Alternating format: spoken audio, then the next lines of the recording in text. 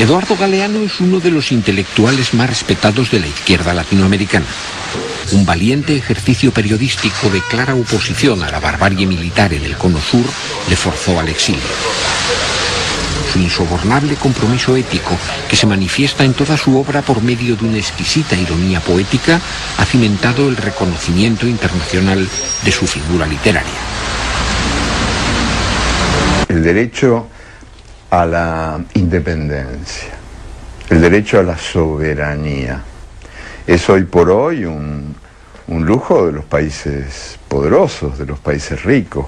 Cuando los países pobres ejercen el patriotismo, ese patriotismo se convierte en populismo, o peor todavía, en terrorismo, y constituye una amenaza para el mundo.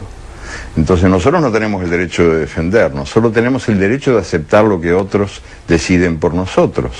Y esos otros son los que ejercen el gobierno mundial. Pero ¿quién es este asesino serial que mata todo lo que toca? Habría que meterlo preso, se me ocurre, pero ocurre que no se puede meter preso a este asesino serial porque él tiene las llaves de todas las cárceles y porque es un sistema universal de poder que ha convertido al mundo en un manicomio y en un matadero.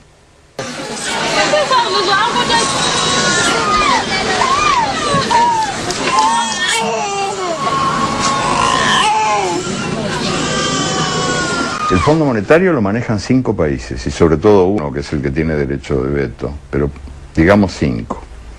El Banco Mundial es un poquito más democrático, lo manejan 8 países. La Organización Mundial de Comercio, que es la que nos condena a cobrar cada vez menos y a pagar cada vez más, en sus estatutos establece el derecho de voto, pero nunca se votó, jamás.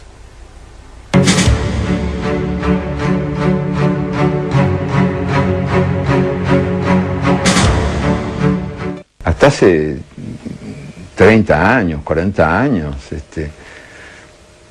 a nadie se le ocurría desconfiar de la justicia como un valor universal y por lo tanto todos, mal que bien, hasta la derecha más recalcitrante, compartían básicamente yo no te digo la indignación o la denuncia, pero por lo menos la aceptación de que la injusticia existía en el mundo.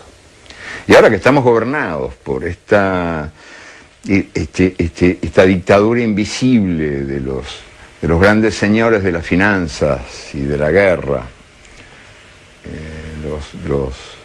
los guerreros y los banqueros que mandan en el mundo y que usurpan una palabra hermosa como era comunidad internacional, lindísima palabra, lindísima expresión, la comunidad internacional que ahora nombra a los banqueros y a los guerreros. Comunidad internacional es el poder que ejercen los banqueros y los guerreros. Bueno, pues en otros tiempos se admitía que un mundo que genera pobreza es un mundo injusto. O sea que la pobreza es hija de la injusticia. Hoy por hoy es cada vez más raro escucharlo, porque resulta que la injusticia ha dejado de existir. La pobreza es el justo castigo que la ineficiencia merece. Yo no sé si en otras civilizaciones, en otras etapas de la historia humana, la gente ha estado tan presa del miedo como vivimos nosotros ahora. Tenemos miedo de todo el tiempo. No se puede hacer nada, es un gas paralizante el miedo. Los miedos, creo, predominantes, los que se sienten más en la vida cotidiana son el miedo a perder el trabajo, que es un típico pánico de nuestro tiempo, la inseguridad laboral, el miedo a no encontrar mañana tu puesto en la fábrica o en la oficina, que hace que una cantidad de derechos sindicales que se habían obtenido a lo largo de más de 2 siglos de luchas estén ahora corriendo grave peligro de muerte, porque nadie se anima a nada por miedo, por pánico a la pérdida del trabajo que se tiene. El que no tiene miedo a perder el trabajo tiene miedo de no encontrarlo, que es un miedo muy semejante. Y hay muchos otros pánicos, el pánico de vivir, el pánico de ser, el pánico de cambiar, el pánico a los demonios que nos inventan para asustarnos. El trabajo hoy por hoy vale menos que la basura.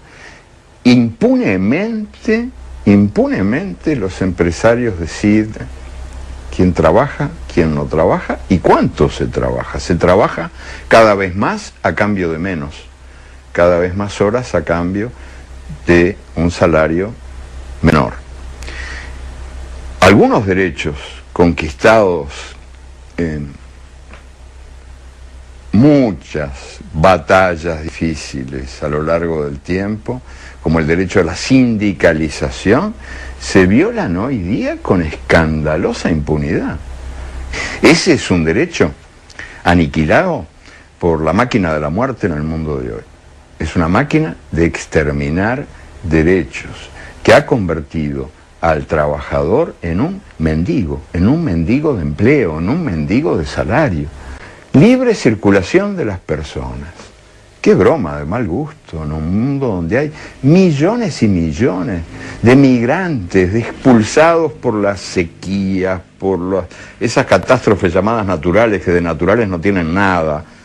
o por las dictaduras, o por las guerras, que deambulan buscando casa y se encuentran con que les cierran la puerta en las narices, esta invasión de los invadidos, gente que del sur marcha hacia el norte que tantas veces invadió el sur en las guerras coloniales y en las guerras que eran coloniales pero no decían que eran. Esta invasión de los invadidos, que es probablemente el drama más importante del mundo de hoy, del mundo de nuestros días. Estos gentíos que deambulan buscando esta peregrinación inútil, este éxodo trágico de gentes que aspiran a ser tratadas como se trata al dinero. Para el dinero no hay fronteras, no hay ningún problema. Y para los migrantes, para el éxodo de los desamparados, de los brazos que buscan trabajo y destino, hay muros, tremendos muros, para que los privilegiados puedan seguir siendo la minoría que manda y los demás se resignen a ser la mayoría que obedece. Me encuentro ahí, sin querer queriendo, en fin, embarcado en discusiones absurdas, donde defiendo ardientemente a los jóvenes, a estos desprestigiados jóvenes de nuestros días, que se supone que son muchachos vacíos, desde el punto de vista de las generaciones anteriores. Dice, pero estos, la política no les importa nada, se cagan en todo, son unos egoístas. Estos rockeros de ahora. Y yo voy ahí y los defiendo, porque yo creo que tienen toda la razón en no creer.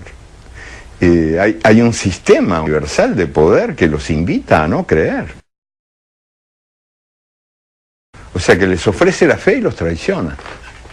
Y ellos asisten a la política como si fuera un circo, donde los más exitosos son los capaces de dar las piruetas más prodigiosas para hacer desde el gobierno lo contrario de lo que han prometido desde el llano. Ahora las torturas se llaman apremios ilegales, la traición se llama realismo, el oportunismo se llama pragmatismo, el imperialismo se llama globalización, y a las víctimas del imperialismo se los llama países en vías de desarrollo, confundiendo a los niños con los enanos, y al sistema que en mi infancia y en mi juventud llamábamos capitalismo, se le llama hoy economía de mercado. El diccionario también ha sido asesinado por la organización criminal del mundo. Ya las palabras no dicen lo que dicen, o no saben lo que dicen. Bin Laden es el demonio profesional más exitoso y el que mejor cumple sus funciones, pero no es el único. Siempre hay algún satán a mano para decirnos: la humanidad corre peligro, este es el último día del mundo.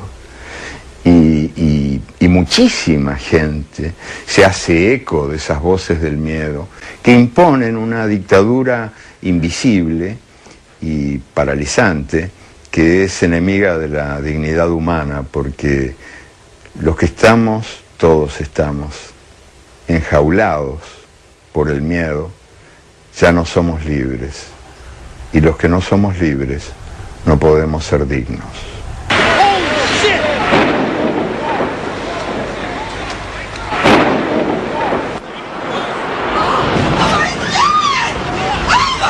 ¿Cómo es posible que se haya llegado a eso?